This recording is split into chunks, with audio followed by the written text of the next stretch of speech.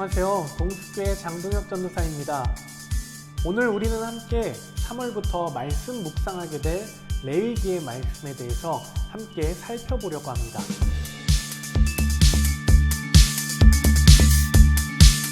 많은 사람들에게 레위기에 대해서 물어보면 너무나 어려운 성경으로 인식을 하고 있는 것 같습니다. 지금 이 시대를 살아가는 우리에게 더 이상 유효하지 않으면서 이해하기도 어려운 제도와 법률로 가득 차 있는 것 같다고 말하죠. 또한 새해 들어서 성경 통독을 다짐하고 창세기부터 이제 차근차근 성경을 읽어내려가다 레위기에서 어려움을 겪고 포기하는 경우도 많이 보게 되는 것 같습니다. 실제로 이번에 저희 동숙교회도 전교인이 함께하는 성경 천독 운동을 함께하고 있는데 혹시 레위기에서 막혀서 더 읽어내려가지 못하는 성도님이 계신지는 모르겠습니다. 심지어는 레위기를 설교를 하면 교인 수가 자연스럽게 줄어들 것이라는 말도 있으니 레위기에 대한 인식이 잘 느껴지는 듯합니다. 그만큼 레위기는 성도들에게 큰 관심을 받지 못하고 또 관심을 끌기 어려운 소재인 게 분명한 것 같습니다. 하지만 레위기는 신약에서 무려 40번 이상이나 언급되고 특히나 히브리서를 읽을 때에는 레위기를 알지 못하면 이해하기 어려울 정도로 신약적으로 중요한 성경입니다. 구약과 신약 성경을 이해하는 데 중요한 기초 정보를 제공하며 어떻게 하나님을 예배해야 하는지, 그리고 실패한 영혼이 어떻게 하면 하나님께 돌아올 수 있는지를 알려줍니다. 실제 레위기를 보면 책 전체의 90% 이상이 직접적인 하나님의 말씀으로 이루어져 있는 것을 보실 수 있을 겁니다. 우리의 인식처럼 레위기의 내용이 조금은 딱딱하게 느껴질 수도 있겠지만 그 주제와 의미를 우리가 정확하게 이해한다면 하나님의 변하지 않는 말씀을 가장 직접적으로 담아둔 구약의 복음, 레위기를 보다 쉽게 읽을 수 있을 것입니다. 레위기는 성경의 세 번째 책으로 모세가 쓴 5개의 책, 소위 이야기하는 모세오경의 책입니다. 레위기라는 제목의 뜻은 레위인에 관련된 사항들이라는 의미인데 레위 제사장들에게 주는 지침서라는 뜻으로 쓰였습니다. 하지만 레위기는 레위인의 역할에 대해서 그다지 관심이 없어 보입니다. 오히려 제사장보다는 이스라엘 백성들을 위한 지침들이 더 광범위하게 주어지죠. 제의적인 정결과 함께 생활의 거룩은 레위기의 두 중심축이라고 볼 수 있을 것입니다. 이러한 점에서 레위기는 제사장만의 문제가 아니라 이스라엘 백성들 전체의 삶을 향한 하나님의 부르심과 관련이 있습니다. 레위기는 기본적으로 출애굽의 연장선상으로 애굽에서 무려 400년이 넘는 시간 동안 노예였던 이스라엘 백성들이 출애굽한 직후가 배경입니다. 출애굽기가 완성된 성막 위에 하나님께서 충만하게 임재하시는 그 장면으로 끝마쳐졌다면 이제 레위기는 하나님께서 임재하신 그 성막에서 모세를 부르시는 장면으로 시작합니다. 사실 출애굽 직후에 하나님께서는 이스라엘 백성들을 시내산 앞에 데려와 자신과 언약의 관계로 이제 초대하시지만 그들은 금세 반역하여 하나님과의 언약을 깨뜨리고 맙니다. 영광스러운 임재가 이스라엘 가운데 거하시기를 원하시는 하나님께서는 언약을 통해 성막의 형태로 그들에게 와주셨는데 어리석은 그들은 죄로 인해 이 관계는 결국 깨어지고 만 것이죠. 그래서 결국엔 출애굽기 끝부분에서는 모세가 이스라엘을 대표하여 하나님이 임재하시는 회막으로조차 들어갈 수 없는 모습을 보여주기도 합니다. 레위기는 이렇게 이러한 근본적인 문제를 우리에게 상기시키며 시작하고 있습니다. 이 문제를 해결하기 위해 하나님께서는 죄와 이기심으로 가득한 이스라엘 백성들을 향해 화해의 방법을 일러주십니다. 자비로우신 하나님께서는 죄로 물든 타락한 이스라엘 백성들에게 방금 말씀드린 거룩한 임재, 그 안에 살 방법을 일러주시는 것이죠. 그 전에 우리는 말씀 하나를 보고 가려고 합니다. 레위기 19장 2절의 말씀입니다. 너는 이스라엘 자손의 온 회중에게 말하여 이르라. 너희는 거룩하라. 이는 나 여호와 하나님이 거룩함이니라. 레위기에서 핵심 단어는 바로 거룩입니다. 하나님의 백성으로 구별된 삶을 살기 위해서 우리가 어떻게 해야 하는지, 또 죄인이 용서받을 수 있는 방법과 하나님과의 그 관계 회복을 위한 제사와 규칙들에 대해서 가르치는 것이죠. 그렇기 때문에 레위기에서는 유난히 거룩한 것과 속된 것, 그리고 정결한 것과 부정한 것을 구별하는데 많은 관심을 쏟습니다. 그래서 하나님은 거룩하시다 라는 이 말씀 구절은 레위기를 이해하는 데 기초가 될 것입니다. 여기서 거룩, 이 거룩이란 말은 구별됨 또는 독특함이라는 의미인데, 성경에서는 하나님께서 이 모든 것과 구별되시는 이유는 만물의 창조주이자 생명의 주관자라는 특별한 역할 때문입니다. 그렇기 때문에 하나님이 계신 주변의 공간 역시 거룩한 곳이고, 이곳에는 하나님의 선함, 생명, 공의가 넘쳐나게 되죠. 그래서 불의하고 범죄한 이스라엘 백성이 하나님의 거룩한 임재 안에 살기 위해서는 반드시 거룩해져야 하는 것입니다. 다시 말해서 이스라엘 백성들, 그들의 죄를 해결해야 하는데, 여기서 레위기의 역할이 바로 그것인 것입니다. 레위기는 크게 의식적인 정결과 윤리적이고 도덕적인 정결에 대해서 논하고 있습니다.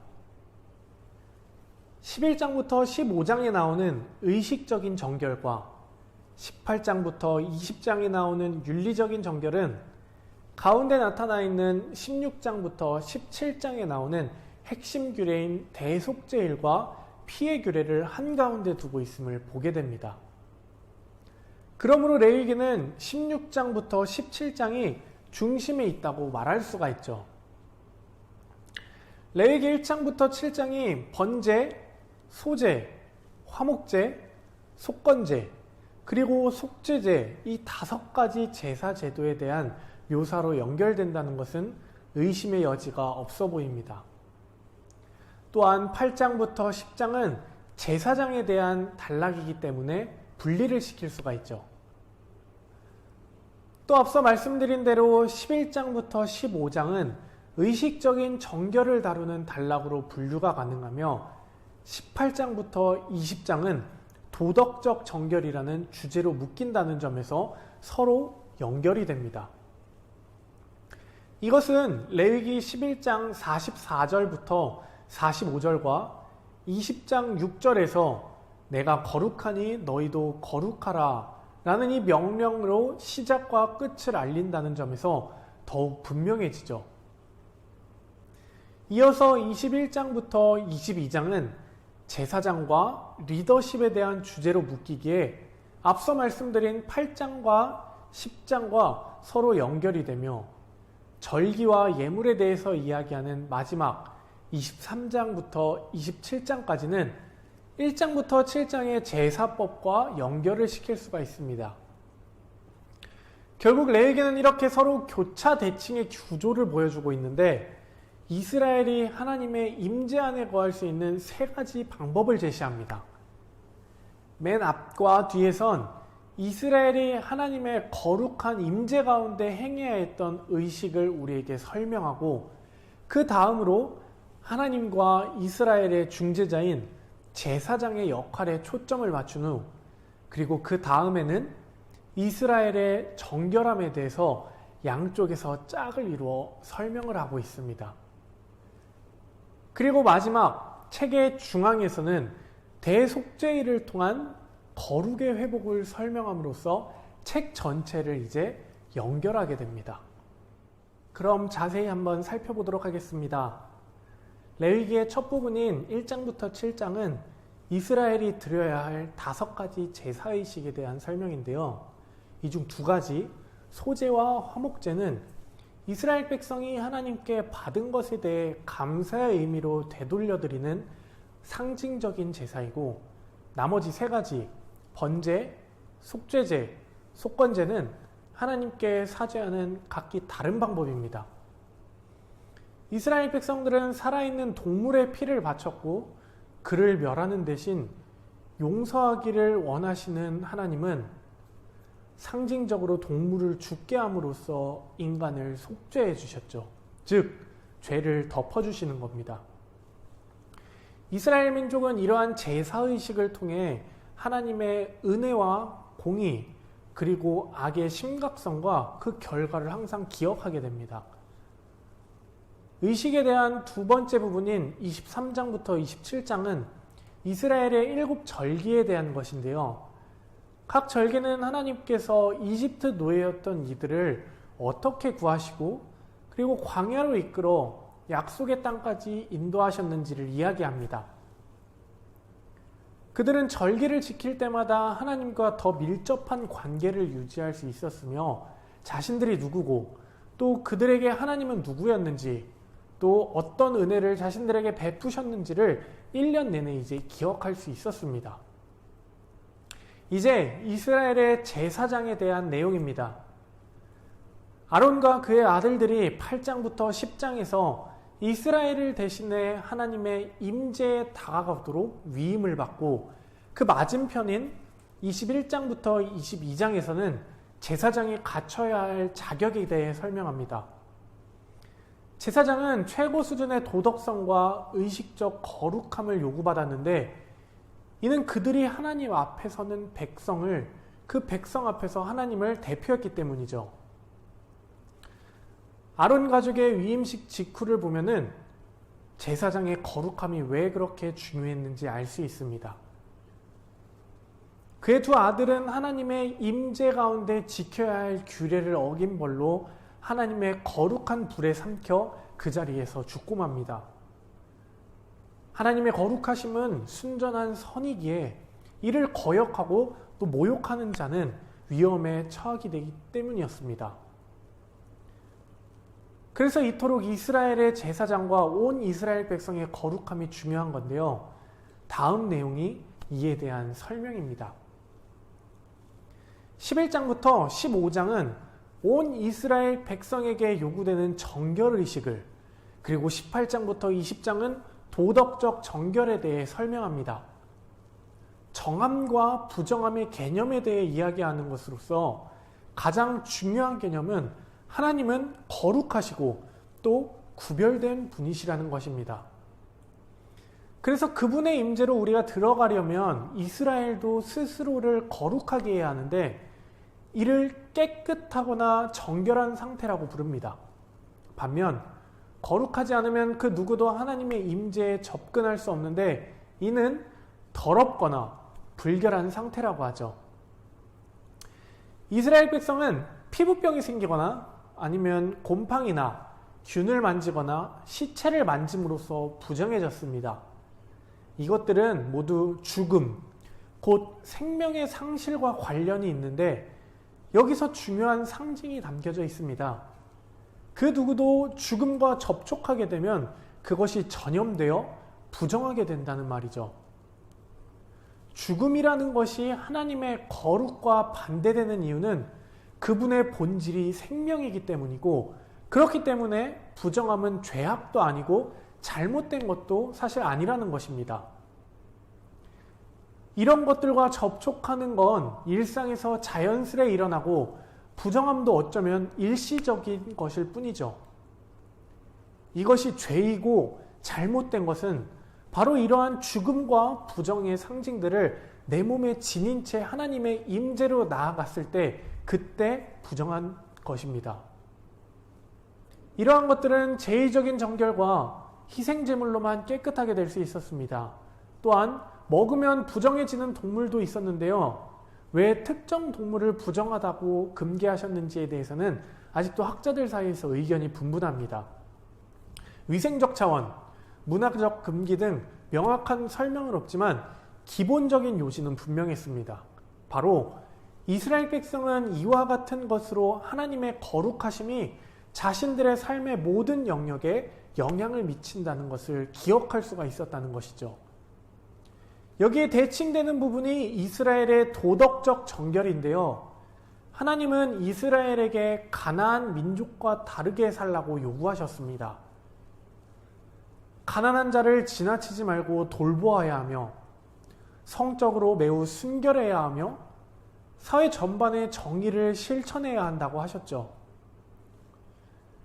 마지막으로 책의 중앙에 해당하는 16장부터 17장에서는 이스라엘의 절기인 속죄일이 자세하게 소개되는데요. 분명히 백성 중 누군가는 죄를 짓거나 불순종하고도 제사를 드리지 않았을 수도 있었기에 대제사장은 1년에 한 번씩 2마리의 염소를 잡아 한 마리는 백성의 죄를 대신하는 속죄제물로 바치고 다른 한 마리는 희생의 염소로 삼았습니다. 제사장이 이스라엘의 죄를 고백하고 염소에게 그 죄를 전가한 뒤 광야로 내보내는 상징적인 의식이었던 것이죠.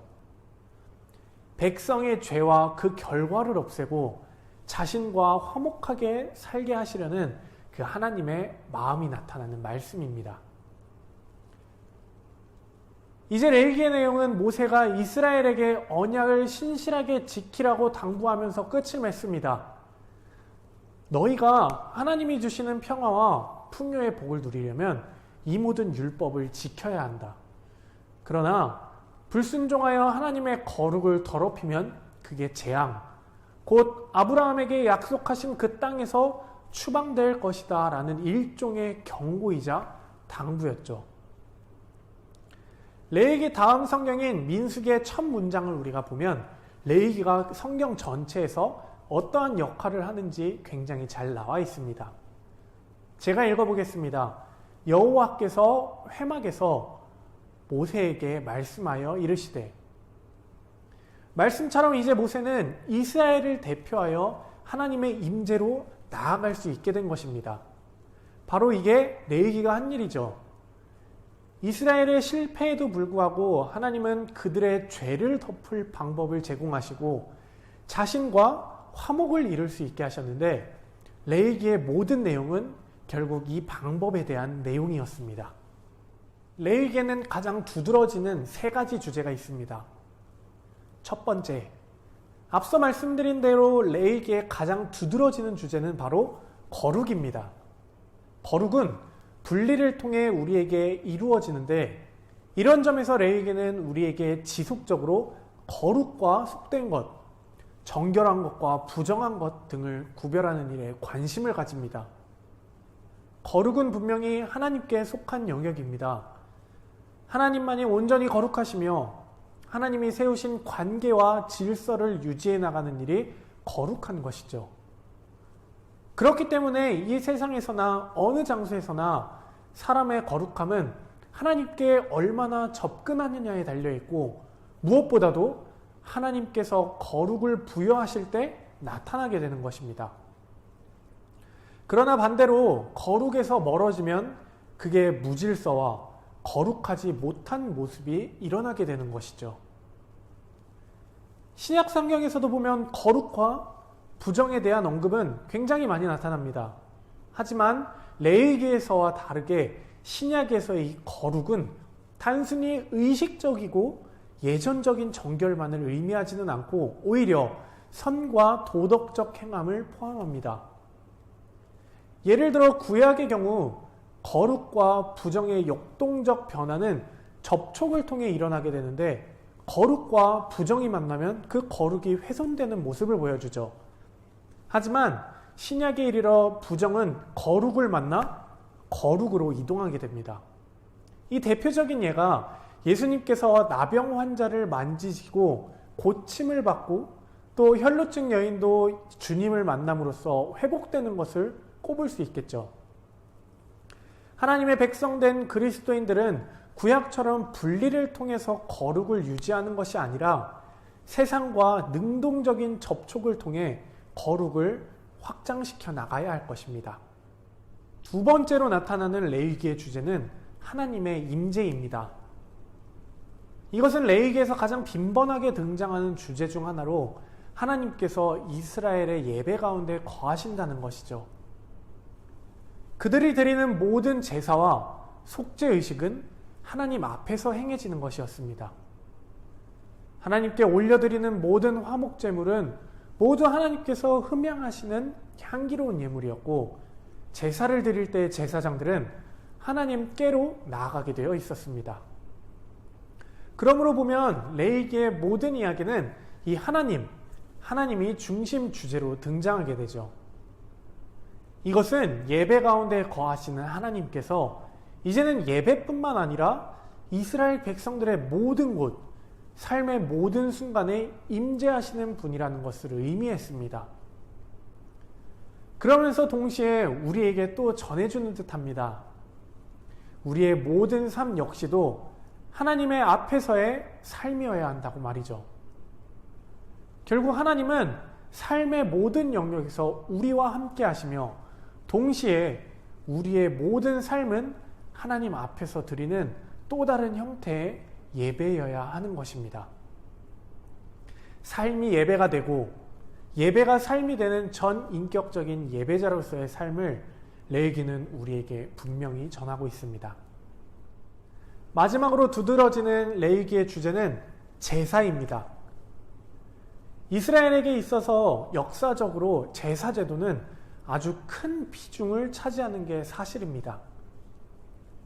이스라엘은 성막을 중심으로 매일같이 번제와 제물들을 드렸고, 안식일과 절기를 넘어 개인의 필요에 드리는 제사까지, 구약시대의 성막은 동물의 울음소리와 피비린내가 진동하는 현장이었죠. 사실 레위기에서 제사 제도가 대해서 자세히 언급하는 이유가 있습니다. 그것은 제사 제도가 하나님과 인간의 언약 관계가 깨어졌을 경우 다시 회복하는 길을 알려주는 것이었기 때문이었습니다.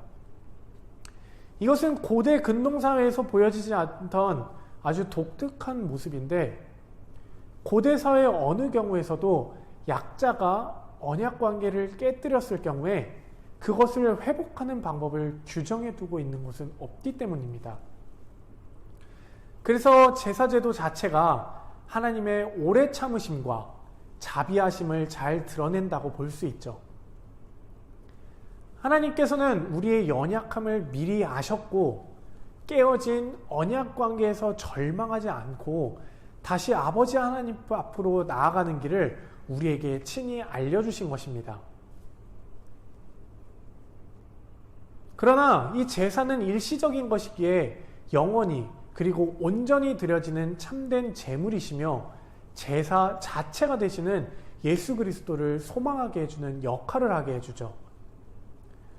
레위기에서 매번 드리는 동물 제사는 신약에 나오는 이 예수님의 단회적이고 영구적인 제사와 분명히 대조를 이룹니다. 우리는 예수 그리스도의 피로 단번에 정결하게 되었으며 하나님 앞에 나아갈 자격을 얻게 되었습니다. 또한 우리는 더 이상 레위기의 음식 규례와 정결법에 구애받지 않습니다. 예수 그리스도의 피로 의롭게 되므로 이 모든 요구를 만족시키는 특권을 누리게 된 것이죠. 우리가 레위기를 자세히 묵상할수록 예수님께 얼마나 큰 은혜를 입었는지 그 넓이와 깊이를 실감할 수 있게 될 것입니다. 레위기의 동물 제사는 모든 죄를 다 해결해 줄 수는 없습니다. 그러나 예수 그리스도의 피는 우리를 온전히 깨끗게 하십니다. 용서받지 못할 죄가 없는 것입니다. 자, 이렇게 이스라엘을 따라가며 레위기를 우리는 함께 살펴보았습니다. 레위기에서 하나님은 우리가 거룩하지 못한 모습을 굉장히 싫어하시는 것을 알 수가 있죠. 거룩한 우리의 모습을 요구하시며 우리를 하나님의 백성으로 삼으시려고 하는 하나님의 뜻과 그분의 의지를 우리는 레위기를 통해서 발견할 수 있는 것입니다. 사랑하는 동숙교회 성도 여러분, 우리의 믿음의 여정 또한 우리의 지식과 판단을 버리고 주님이 명령하신 거룩의 모습으로 나아가야 한다는 사실을 마음 가운데 품으시고 레위기를 읽어나가시기를 주님의 이름으로 간절히 소망합니다.